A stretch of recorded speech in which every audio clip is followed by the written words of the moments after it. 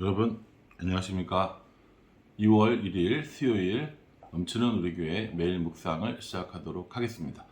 오늘 본문은 마태복음 7장 1절부터 12장입니다. 산상설교를 계속 묵상하고 있는데 산상설교는 마태복음 5장, 6장, 7장이라고 했습니다. 그러니 이제 마지막 결론 부분에 이르렀다고 보시면 될 것 같습니다. 물론 예수님이 자 지금부터 5장, 이제는 6장이야, 자 이제 결론 7장이다 라고 말씀해 주시지 않았습니다. 어느 말씀 하나를 보더라도 사실은 중요한 말씀이고 어느 말씀 하나라도 결론이라고 해도 이상할 것 같지 않지만, 그래도 특별히 오늘 예수님께서 마태복음 7장 1절부터 12절까지를 통해서 그렇다면 우리는 어떻게 살 것인가에 대해서 말씀해 주고 계십니다. 특별히 5장 20절에 보면은 너희의 의가 서기관과 바리새인보다 낫지 아니하면 안 된다라고 말씀해 주셨는데, 그렇게 바리새인과 서기관보다 더 나은 삶이 무엇이 있는가 우리에게 설명해 주고 계십니다. 저는 이 말씀 중에 특별히 7장 12절에 나와 있는 말씀이 가장 핵심적인 결론이라고 생각을 합니다. 12절 말씀에 보면 그러므로 무엇이든지 남에게 대접을 받고자 하는 자는 하는 대로 너희도 남을 대접하라. 이것이 율법이요 선지자니라 라고 말씀하고 있습니다. 이것을 로마의 황제가 벽에다가 이렇게 써놨다고 해요. 그리고 평생에 지켜야 될 말씀으로 삼았고, 그래서 우리는 이거를 황금률이라고 부르고 황금법칙이라고 부르게 된 계기가 되었다고 하는 말이 있습니다. 예수님께서 친히 12절에 뭐라고 말씀하셨냐면은 이것이 율법이요 선지자니라. 다시 말해서 율법의 결론이고 선지자들의 말한 모든 것의 종합이다 라고 이야기할 수 있는 것이죠. 남에게 대접받고자 하는데도 하는 대로 너희도 남을 대접하라 라고 이렇게 말씀하고 계시는 겁니다. 어떤 내용인지 한번 살펴보겠습니다. 1절 말씀에 보면은 비판을 받지 아니하려거든 비판하지 말라 라고 말씀하고 있습니다. 두 가지로 생각해 볼 수 있는데요. 첫 번째는 비판 자체를 하지 말라는 겁니다. 다른 사람들에게 비판 자체를 하지 않는 삶을 말하고 있습니다. 왜냐하면 너도 똑같이 그렇게 비판받게 될 것이니까 라고 얘기하면서 소극적으로 비판하지 말 것, 아예 비판 자체를 하지 말라 라는 의미도 있고요. 또 하나는 적극적으로 비판 자체를 하지 말라는 것이 아니라 비판에 겸손을 담으라 라는 의미를 가지고 있는 겁니다. 그러니 다른 사람을 비판할 때 너 자신의 모습을 돌아보며 사랑과 겸손을 담아서 다른 사람을 비판하라 라고 이야기를 하고 있는 겁니다. 제가 어떤 책에서 글을 좀 읽었는데 거기 이렇게 써 있더라고요. 오늘은 내가 책망과 비판을 통해서 당신을 도울 테니 내일은 당신이 책망과 비판을 통해서 나를 도우라. 이렇게 얘기를 하더라고요. 참 저는 이 말이 마음에 감동 혹은 큰 느낌 이런 것들을 주더라고요. 비판하지 말라라는 게 아니라 오늘 이 비판을 통해서 내가 너를 도와줄 테니 너도 너의 비판을 통해서 나를 도와줘 라는 의미를 가지고 있다는 것이죠. 무턱대고 상대방을 비판하는 거, 그리고 그 사람이 싫어서 비판하는 거 저 잘합니다. 잘하고 한 번 마음에 안 들면 그 사람이 아무리 좋은 의견을 내도 그 사람에 대해서 반대하거나 비판하는 경우도 있었습니다. 말씀을 이렇게 묵상하면서 찔림을 받는 경우가 종종 있는데 오늘 특별히 이 말씀이 저를 좀 찌르기는 하는 것 같습니다.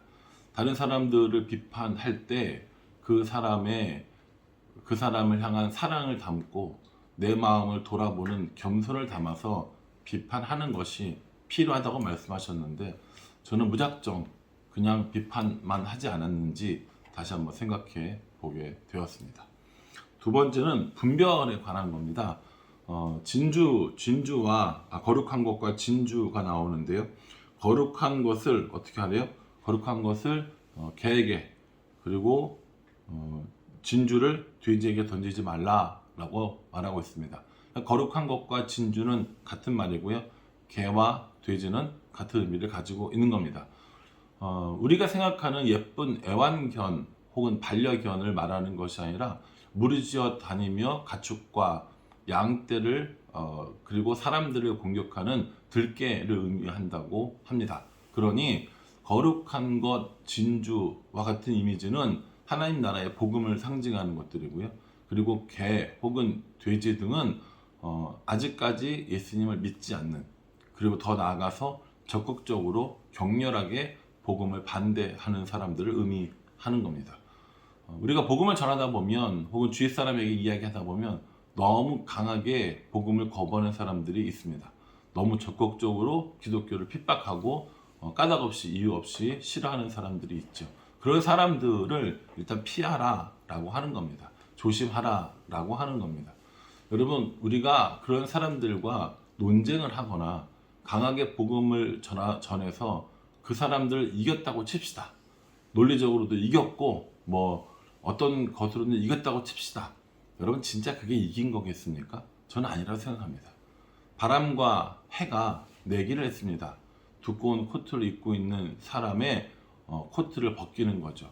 바람이 아무리 불어도 코트는 벗겨지지 않았고 따뜻한 햇볕이 내려쬐었을 때 그 사람 스스로 코트를 벗게 되었다고 합니다. 저는 이 말씀을 듣고 그 우화가 생각이 났습니다.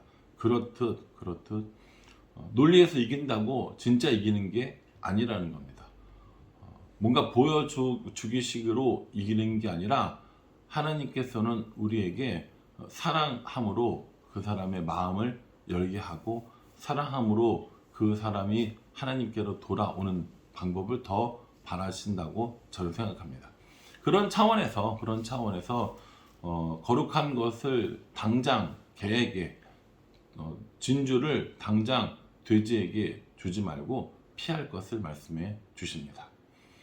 사실은 이렇게 얘기하면 참 세상 살기 힘드네, 교회 다니기 힘드네, 그리스도인답게 산다는 게 보통 일이 아니네 라는 생각이 들 겁니다.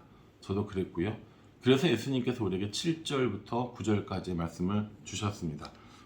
8절이죠. 여러분들이 잘 아는 구하라, 찾으라, 두드리라 하는 말씀입니다. 구하라, 찾으라, 두드리라 라는 말씀을 주시면서 우리들로 하여금 구하는 삶, 찾는 삶, 그리고 두드리는 삶을 살 수 있도록 해 주셨습니다. 누구에게 구하라는 거예요? 하나님께 구하라는 겁니다. 구하는 것도, 그리고 두드리는 것도, 찾는 것도, 두드리는 것도 하나님께 해야 할 것을 말씀해 주고 있습니다. 그러면서 비유로 이야기할 때 누가 아들이 떡을 달라고 하는데 돌을 주며 생선을 달라 하는데 뱀을 주며 이렇게 이야기를 하고 있거든요. 아버지들이 아들이 떡을 주세요 하면 돌을 준다는 거예요. 장난으로 그럴 수 있다 칩시다. 예. 저도 어릴 때 이거 주세요 그러면 저거 준 적 있으니까 돌을 주세요. 그럼 떡을 주세요. 그런데 얘따 떡이다 하면서 이럴 수 있죠. 예. 장난이라고 칩시다. 그런데 그 다음에 생선을 달라고 하는데 뱀을 줄 사람이 있겠냐는 거죠. 생선을 달라고 했는데 뱀을 주면서 아들을 위협할 그런 아버지가 있을까요? 없을 겁니다. 그리고 아버지들은 자녀들에게 더 좋은 걸 주고 싶어 합니다. 부모라면 그런 마음을 가지고 있겠죠. 하물며 하나님께서 자녀인 우리들이 하나님께 무엇인가를 구하면 주시지 않겠냐는 것이죠. 그 주시는 것이 뭡니까? 이 세상을 살아가는 먹을 것일 수도 있습니다. 또 필요한 각종 여러 가지 것들일 수도 있습니다. 그런데 궁극적으로는 뭐냐면요, 이 세상을 살아갈 힘이라는 겁니다. 비판도, 또 분별하는 일에도, 또 여러 가지 많은 하나님 말씀을 지키는 일이 정말 힘든데 그 살아갈 수 있는 힘, 하나님 말씀을 따르는 힘, 하나님과 동행하는 그 힘들을 하나님께 구하라는 겁니다. 다른 것에서 찾지 말라는 겁니다. 그래서 하나님과 동행하기를 구하고 하나님과 동행하기를 찾으며 하나님을 만나는 일에 문을 두드리는 삶, 이것이 올바른 것이다 라고 예수님께서 우리에게 말씀해 주고 계시는 겁니다. 그러면서 아까 말씀드린 것처럼 무엇이든지 남에게 대접받고자 하는 대로 너희도 남을 대접하라. 이렇게 살아야 한다라고 말씀해 주시는 겁니다. 사랑하는 성도 여러분, 너무 익숙한 말씀이고 잘 아는 말씀입니다. 그런데 잘 알지만 하기 힘든 말씀이고 살아가기는 더더욱 힘든 말씀입니다. 비판에 대한 것도 그렇고요. 분별에 관한 것도 그렇습니다. 다른 사람 혹은 다른 것들에게 의지하지 않고 하나님께만 하나님을 구하는 삶 또한 쉽지 않습니다. 그러나 하나님께서 우리에게 분명히 그걸 요구하고 계십니다. 오늘 이 말씀을 묵상하면서 저도 몇 가지 적용해야겠다라는 생각이 드는 것들이 있습니다. 비판을 해야 될 만한 상황이 있거든요. 얼마든지 비판할 수 있을 것 같고, 그런데 그 비판에 대해서 다시 한번 생각해보고 내가 저 사람이 싫어서, 미워서 혹은 이겨보려고 하는 비판인지 아니면 저 사람에 대한 사랑의 권면인지 또 겸손한 마음을 담았는지 나는 그런 모습을 갖고 있지 않는지 다시 한번 생각해보고 이야기를 해봐야겠다라고 적용을 해보게 되었습니다. 누군지 궁금해하지 마세요. 그런 건 얘기해주지 않습니다. 다만 제 마음이 막연한 비판, 막연한 비난이 아니라 하나님의 사랑을 담은, 그리고 나 스스로를 돌아보는 겸손을 담은 그런 비판과 비난이었으면 좋겠다라는 생각을 해보게 되었습니다.